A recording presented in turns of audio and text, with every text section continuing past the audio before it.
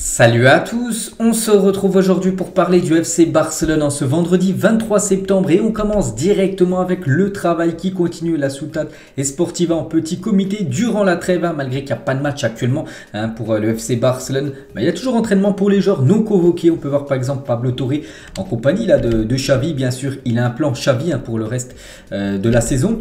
On peut voir aussi Marcos Alonso qui n'a pas été convoqué avec la sélection espagnole à l'entraînement aujourd'hui sous le beau soleil bien sûr du côté de Barcelone. On peut voir aussi Hector Bellerin, voilà, le Flow 2000 bien sûr pour ce joueur avec un look un peu spécial, bien sûr nouveau joueur du FC Barcelone. On peut voir aussi Ansu Fati à l'entraînement, voilà, en mode entraînement extérieur même dans le gymnase, voilà, pour se renforcer musculairement. Gérard Piqué, on peut voir mon dodo, je crois que ça doit être Pablo Torre. On peut voir de nouveau Hector Bellerin, voilà, c'est un petit comité les gars, il n'y a pas beaucoup de joueurs, voilà, c'est seulement les joueurs de l'équipe première qui ne sont pas convoqués qui sont présents à l'entraînement. Donc voilà, c'est pour ça, c'est plutôt rapide on va dire les photos de l'entraînement. Et n'oubliez pas le programme du Barça, donc ce week-end, là on est aujourd'hui, on est vendredi, donc demain après-demain il n'y a pas de match. Le prochain match c'est dans exactement 8 jours, le Barça se déplacera du côté de Majorque. Voilà pour cette rencontre de Liga le 1er octobre à 21 h. Après voilà, le Barça jouera quand même 9 matchs en l'espace de 30 jours, du 1er au 30 octobre, 9 matchs quand même prévus pour cette équipe du FC Barcelone. Donc semaine prochaine, reprise de la compétition et le Barça domine la Liga dans 5 domaines, lesquels les voici. Donc voilà sur le FC Barcelone Twitter. Donc le premier tout simplement, 18 buts pour. En seulement 6 journées, les Blaugrana ont inscrit 18 buts, soit une moyenne de 3 buts par match. Ils sont suivis du Real Madrid 17 et de Bilbao 12. Donc l'avant-centre du Barça, Lewandowski, est le meilleur buteur de la Liga avec 10 buts. Les autres buteurs du Barça se nomment Dembélé 2, Fati 2, Rafinha 2, Pay, Pedri 2, Young Garcia et Sergio Roberto ont inscrit un but. Donc un but contre, voilà la deuxième stat où le Barça est premier de la Liga. Donc les arrêts décisifs de Ter Stegen permettent non seulement à l'équipe de Xavi de posséder la meilleure défense du championnat, mais aussi au portier allemand d'être trophée Zamora.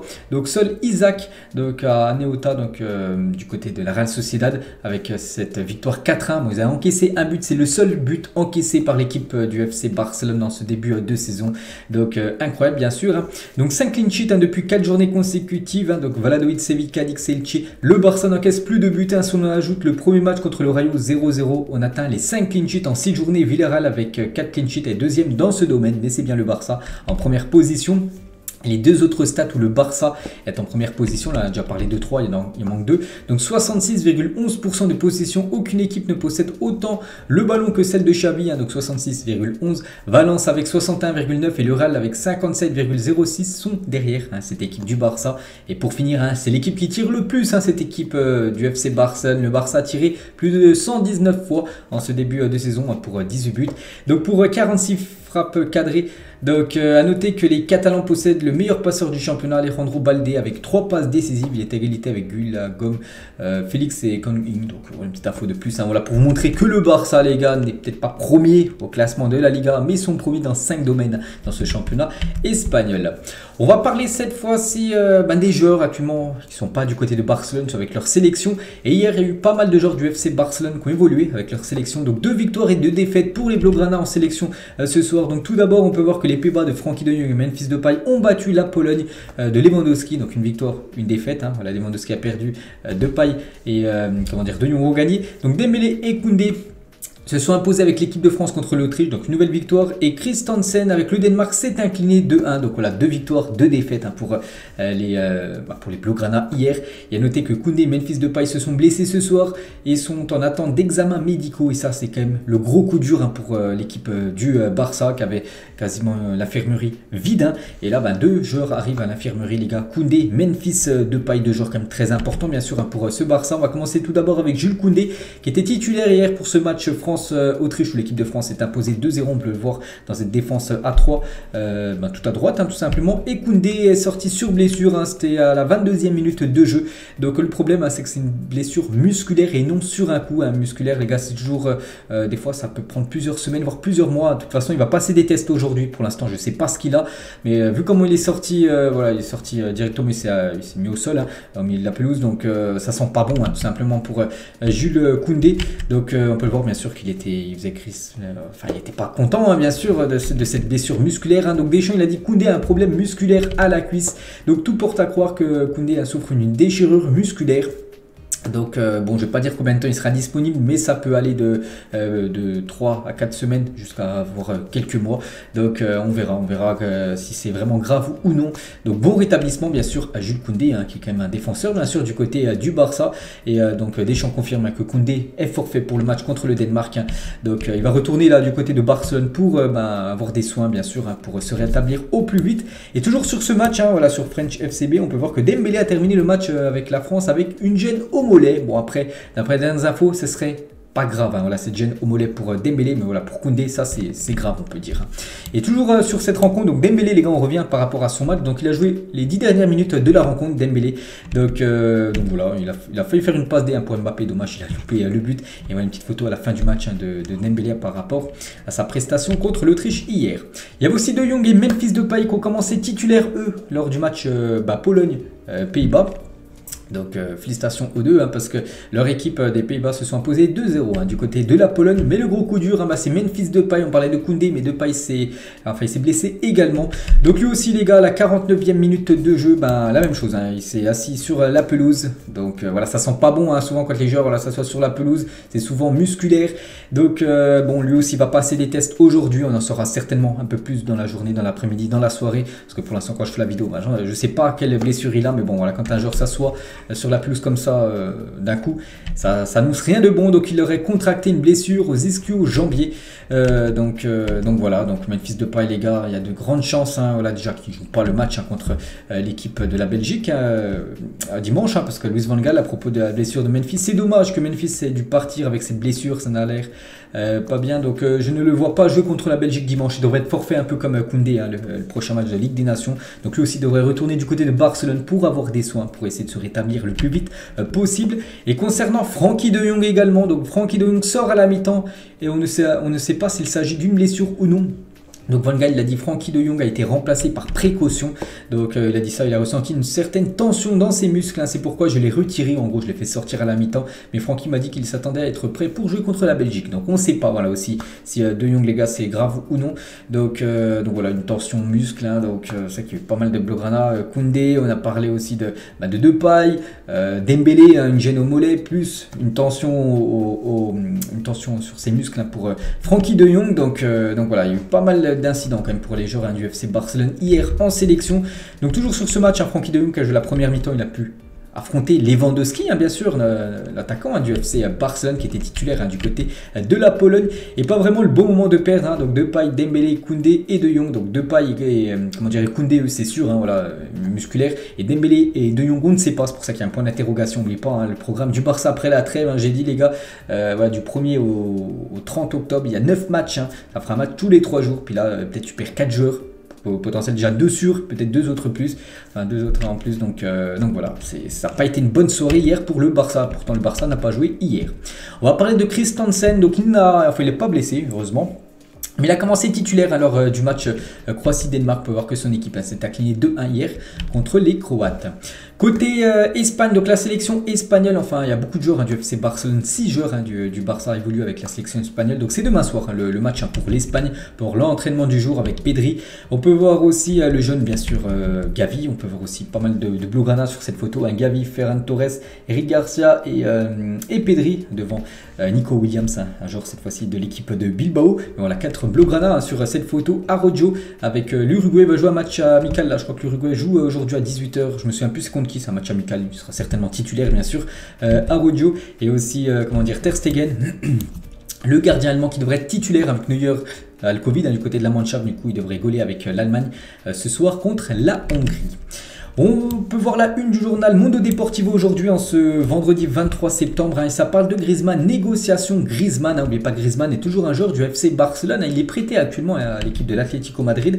Et pourquoi négociation? Parce que d'après ce que je peux voir, en gros ça parle de 25 millions. Vous savez que normalement la clause que le Barça aimerait avoir avec Griezmann, c'est 40 millions d'euros. C'est pour ça que Griezmann ne joue pas du côté de l'Atlético, pour que l'Atlético ne lève pas cette clause. Et du coup ce montant pourrait être réduit à 25 millions d'euros pour pour que Griezmann déjà soit vendu à l'Atlético et que comme ça l'Atlético puisse se servir de Griezmann tous les matchs. Donc les matchs entiers, parce qu'il pouvait jouer maximum que 30 minutes. Donc voilà, peut-être Griezmann, les gars, il pourrait peut-être avoir une porte de sortie pour lui. Donc voilà, après le Barça pourrait récupérer quand même 25 millions d'euros dans l'affaire. Mais bon, n'oubliez pas que le Barça va investir beaucoup d'argent sur le joueur français. La une, donc ça c'est la une Journal Mundo Deportivo, c'est aujourd'hui. Hier les gars, on revient sur cette une, vu qu'hier j'ai fait un épisode sur le Real, on revient sur cette une qui est apparue hier, pacte avec Inigo les gars. Donc Inigo, ce défenseur basque, ce défenseur de Bilbao, intéresse énormément à l'équipe du FC Barcelone. Donc quelque chose de très intéressant avec lui, c'est qu'il est en fin de contrat en juin 2023, en fin de saison. Il ne veut pas prolonger du côté de Bilbao et Xavi l'apprécie énormément. Donc c'est un défenseur, il a la particularité en plus d'être gaucher, c'est très rare, voilà, des défenseurs gauchers, et c'est pour ça que ça peut être vraiment quelqu'un de très intéressant, un profil que Xavi veut tout simplement. Donc voilà, Inigo Martinez rejoindrait Barcelone en tant qu'agent libre. Donc qui est en fin de contrat. Xavi a déjà approuvé la signature, Xavi le veut, donc voilà, peut-être une signature les gars pour le mercato estival 2023. La une cette fois-ci du journal Sport, donc cambio de Guardia, donc en gros ça veut dire changement de garde, parce que Busquets, on sait que c'est sa dernière saison. Du côté du Barça, il va falloir trouver son remplaçant, et ça pourrait être un joueur qui connaît très bien la Liga, c'est Zubimendi les gars, le joueur de la Real Sociedad, qui serait aussi pisté par l'équipe du Barça pour être le remplaçant tout simplement de Busquets, qui quittera le club en fin de saison. Et toujours sur cette une, donc voilà, de Cambio de Guardia. Bref, on peut voir tout en bas, donc c'est un long fil rouge. On peut voir El Barça signer Lovro Majer, le El Nouveau Modric. Donc en gros, le Barça s'intéresse à Lovro Majer, le nouveau Luka Modric. Lovro Majer, pour ceux qui ne connaissent pas, c'est un joueur du Stade Rennais. Donc déjà, il ressemble beaucoup, déjà il est croate, il ressemble déjà aussi beaucoup physiquement à Luka Modric. Et voilà, c'est le successeur de Luka Modric. Et le Barça garde un œil très attentif à ce joueur. Rennes, les gars, fixé son prix à 60 millions d'euros. Après, il est très jeune. Modric, il a plus de 37 ans, mais lui, je crois qu'il a peut-être 21 ans. Donc, il est en tout début de carrière. Donc voilà, il va falloir peut-être penser à ce joueur, parce que bien sûr, c'est un énorme talent. On va parler de Gérard Piqué avec sa prolongation en 2017. Gérard Piqué percevait un salaire de 28 millions d'euros par an, c'est énorme, hors bonus. Il est allé voir Bertomeu pour être le défenseur le mieux payé du monde et toucher plus que Sergio Ramos, qui était le défenseur le mieux payé au monde à l'époque, du côté du Real Madrid. Donc son contrat a causé de graves problèmes économiques au Barça, bien sûr. N'oubliez pas que maintenant c'est toujours un joueur en plus qui joue plus, et c'est l'un quand même des plus gros salaires du côté de Barcelone. Gérard Piqué, c'est un gouffre financier actuellement, et tout indique que ce sera la dernière saison de Gérard Piqué. Donc ça, c'est une bonne nouvelle à Barcelone. Son contrat expirera en 2023 au lieu de 2024 s'il ne joue pas un certain nombre de matchs cette saison. Donc voilà, c'est peut-être pour ça que Xavi le fait quasiment plus jouer. Parce que s'il joue un quota de matchs, il devra, sa prolongation d'une saison de plus serait active, donc en gros jusqu'en 2024. Mais s'il joue moins que le quota qui est fixé, il sera en fin de contrat en 2023. C'est pour ça qu'il risque de très peu jouer Gérard Piqué, pour que le Barça se sépare de Gérard Piqué, qui a un énorme salaire bien sûr, et un joueur qui n'a plus sa place bien sûr, vu que la relève a pris sa place. Voilà, tous les jeunes en défense. Ansu Fati les gars, donc il est calme et comprend que ce qui lui arrive fait partie d'un processus. Toutes les parties reconnaissent que c'est acceptable et que c'est une question de rythme et de confiance. Bon, pourquoi ça? Parce que c'est vrai qu'Ansu Fati, depuis le premier match cette saison contre le Rayo Vallecano, il y a eu 0-0, premier match officiel. Bon, on peut voir qu'il a commencé titulaire une fois seulement, c'était contre l'équipe de Victoria Plzen en Ligue des Champions. Le Barça s'est imposé 5-1, il avait joué 64 minutes de jeu. Sinon, on peut voir à chaque fois à peu près 17 minutes, 32 minutes, 11 minutes contre le Bayern. Voilà, il rentre toujours en fin de match, et voilà pourquoi il n'est pas encore titulaire. Donc après, il est calme, voilà, il comprend bien sûr. Il faut qu'il travaille encore plus, bien sûr, pour être un titulaire indiscutable de cette équipe et jouer quasiment 70 minutes, ou voire tout le match entier à chaque rencontre. Pablo Torre, les gars, donc il est prêt à jouer avec le Barça Athletic, donc l'équipe B ce week-end. Donc son plan est de se battre pendant des minutes dans l'équipe première et de descendre jouer en filiale chaque fois qu'ils le lui disent. Donc en gros, voilà, faire l'ascenseur équipe première, équipe B, le Barça Athletic. Donc voilà, une petite info concernant Pablo Torre qui s'entraîne actuellement avec l'équipe première. Je vous ai montré des photos à l'entraînement tout à l'heure de Pablo Torre. Et Eric Garcia, les gars, donc il a suivi un plan précis pour prendre de la masse musculaire cet été.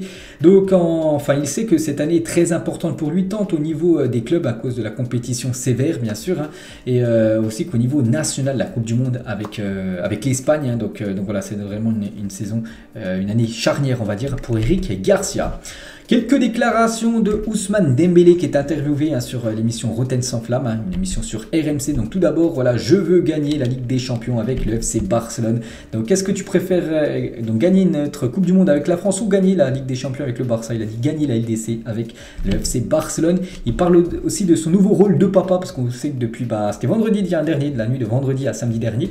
Donc on a tous appris qu'il était papa d'une petite fille. Donc pour le moment, je n'ai pas encore réalisé, ça vient juste d'arriver. C'est bien, on grandit comme on dit, c'est le moment, c'était le moment d'avoir une petite fille, donc c'est très bien, plus de responsabilité, la vie de papa quoi. Donc voilà, maintenant il est papa bien sûr, Dembélé, on le félicite. Toujours avec lui, j'ai eu énormément de blessures à l'ischio-jambier. On me l'a souvent dit, si tu ne travailles pas, tu vas te blesser, si tu ne te reforces pas. Et puis voilà, il y a eu ce déclic avec Koeman et avec Xavi, ça se passe encore mieux, c'est que maintenant il est pratiquement plus blessé, alors qu'en 2017 quand il avait été recruté, souvenez-vous, il était tout le temps blessé, il revenait de blessure, il se reblessait quelques semaines après, et actuellement voilà, ça va bien mieux niveau blessure, voilà pour Ousmane Dembélé. Donc il dit aussi, avec la confiance de Xavi, j'ai été obligé de rester, je me sens bien dans le vestiaire avec tous ces jeunes, toute cette équipe, cela fait maintenant 6 ans que je suis là-bas, j'ai toujours dit à Xavi que je voulais rester au club et non quitter cette équipe du Barça. On sait que ça a été le gros feuilleton cet été bien sûr, le feuilleton de la prolongation de Ousmane Dembélé. Il a dit jouer pour l'argent. Donc aujourd'hui, tout le monde parle de mon football plutôt que de jouer pour l'argent. J'ai toujours rêvé de jouer au Barça et je suis très heureux de réaliser mon rêve chaque jour d'évoluer du côté du FC Barcelone. Mon style de vie pendant mes premières années à Barcelone en 2017 où il était tout le temps blessé et voilà, son hygiène de vie était pointée du doigt, il sortait beaucoup, il arrivait en retard à l'entraînement, tout ça. Donc il a dit j'étais jeune comme tout le monde mais j'ai réussi à sortir de cette situation. Bien sûr maintenant voilà, il a mis les choses au clair bien sûr et maintenant on peut voir que ça va bien mieux. Cependant tout ce qui a été dit sur moi à l'époque n'était pas vrai, voilà, qui faisait un peu n'importe quoi en dehors du football. Donc voilà ce qu'il peut dire maintenant. Voilà ce qu'on sait que non, une chose qui est sûre, c'est que maintenant il fait très attention à ce qu'il mange, tout ça, l'hygiène de vie bien sûr. Dembélé, ça se ressent bien sûr dans ses performances le week-end. On va parler d'un joueur les gars, donc c'est Neymar, l'ancien joueur du FC Barcelone. Donc la meilleure saison de Neymar en carrière, c'était la saison 2014-2015, 39 buts toutes compétitions confondues. Il avait inscrit 3 buts en quart de finale de Ligue des Champions, 3 buts en demi-finale de Ligue des Champions, 1 but en finale de la Ligue des Champions, c'était contre l'équipe de la Juventus je crois en finale. Il avait terminé co-meilleur buteur de la LDC avec Ronaldo et Léo Messi, 10 buts ils avaient remporté lors de cette saison la Champions League. Donc cette version de Neymar était injouable tout simplement à l'époque, le joueur brésilien. Et on va parler d'un autre Brésilien et on est obligé de parler de ce joueur, c'est Ronaldo R9 qui a fêté, c'était hier, donc hier c'est un épisode sur le Real, j'en ai parlé aussi du Real parce qu'il a joué au Real aussi ce joueur, mais il a joué aussi au FC Barcelone parce que Ronaldo hier a fêté ses 46 ans, cette légende du football, il y en a beaucoup qui le considèrent comme le meilleur numéro 9 de l'histoire du foot, donc joyeux anniversaire bien sûr à R9, le Ronaldo brésilien. Donc il a joué une saison de 96 à 97 du côté du FC Barcelone, ses stats sont complètement folles, 49 matchs joués, toutes compétitions confondues, 47 buts en gros, il a quasiment marqué un but à chaque match, là, je ne sais même pas il a fait combien de passes D en plus, incroyable bien sûr la saison, l'unique saison bien sûr de Ronaldo R9 du côté du FC Barcelone. Donc voilà les gars, la fin de cet épisode, j'espère que ça vous a plu, on se retrouve demain les gars, on parlera du Real Madrid concernant le Barça, ça sera l'édition, le numéro de dimanche. Allez moi je vous laisse, bonne journée à vous et à demain.